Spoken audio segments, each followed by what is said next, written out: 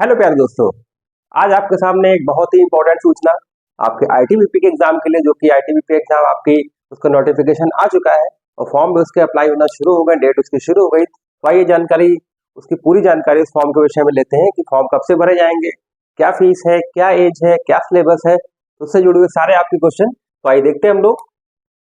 ITBP tele communicator new post 2024, ये form अभी जल्दी ही आए हैं और 15 तारीख से इसकी फॉर्म भरना शुरू हो गए। तो इसके देखते हैं पूरा प्रोसीजर क्या है फॉर्म भरने का। तो पहले हम लोग देखते हैं टोटल पोस्ट, कुल जो पद है इसमें ITBP tele communicator new post में टोटल पोस्ट है 526 पोस्ट कांस्टेबल की, जिसमें 51, एसआई की 92 और हेड कांस्टेबल की 383 पोस्ट।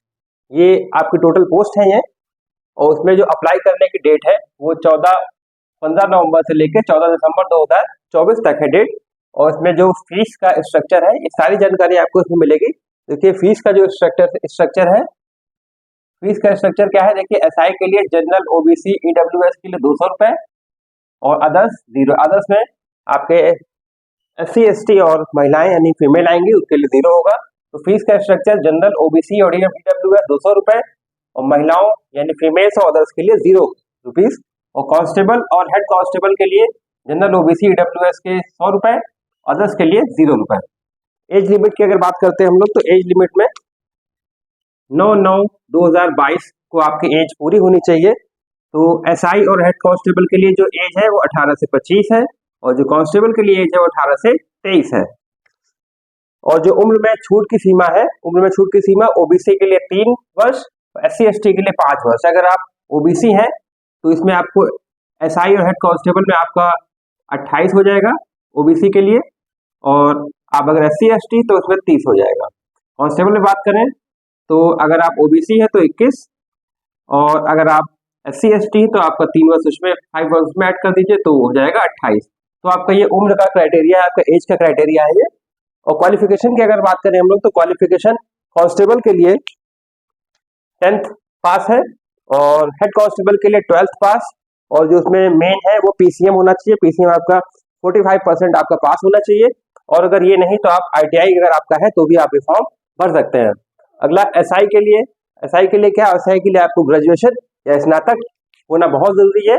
अगला देखते हैं फिजिकल क्या है, सिलेक्शन प्रोसीजर हम लोग पहले देखते हैं। सिलेक्शन प्रोसीजर है पीईटी, पहला आपका फिजिकल एलिजिबिलिटी टेस्ट हो जाएगा पहला आपका, फिर आपका रिटर्न होगा, फिर आपका डीवी मतलब डॉक्यूमेंट वेरिफिकेशन, उसके बाद आपका फाइनली मेडिकल होगा। तो सिलेक्शन प्रोसीजर क्या है आपका, पीईटी, पहला आपका फिजिकल एलिजिबिलिटी टेस्ट, फिर रिटर्न, फिर डीवी यानी डॉक्यूमेंट वेरिफिकेशन, उसके बाद आपका मेडिकल। अगला हम लोग देखते हैं फिजिकल का क्या है सीन। फिजिकल में देखिए मेल फीमेल का अलग अलग सीन है।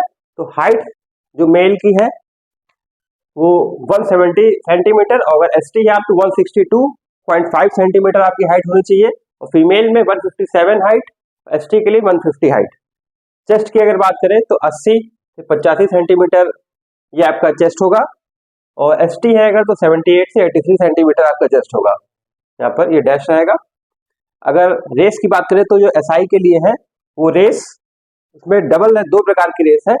जो आपकी एक तेज रेस है, बहुत तेज भागना है आपको, 100 मीटर 16 सेकंड में, और फीमेल्स के लिए 100 मीटर 18 सेकंड में।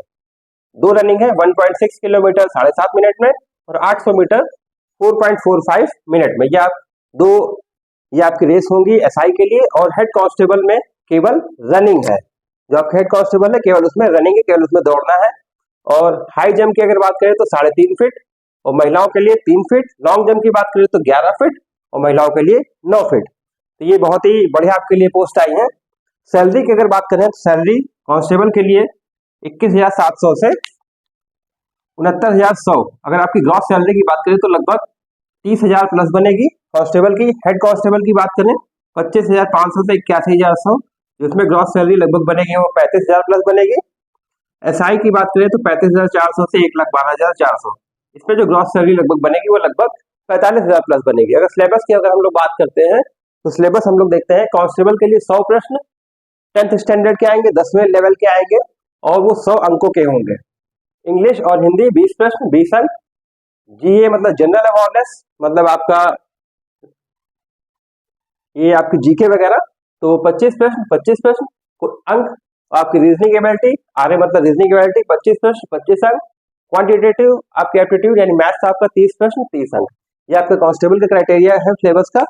और अगर हेड कांस्टेबल की बात करें तो 100 प्रश्न ये आएंगे हाई स्कूल यानी इंटर लेवल के 10+2 लेवल के। इसमें हिंदी और इंग्लिश के 20 प्रश्न 20 अंक और जीए के 15 प्रश्न 15 अंक।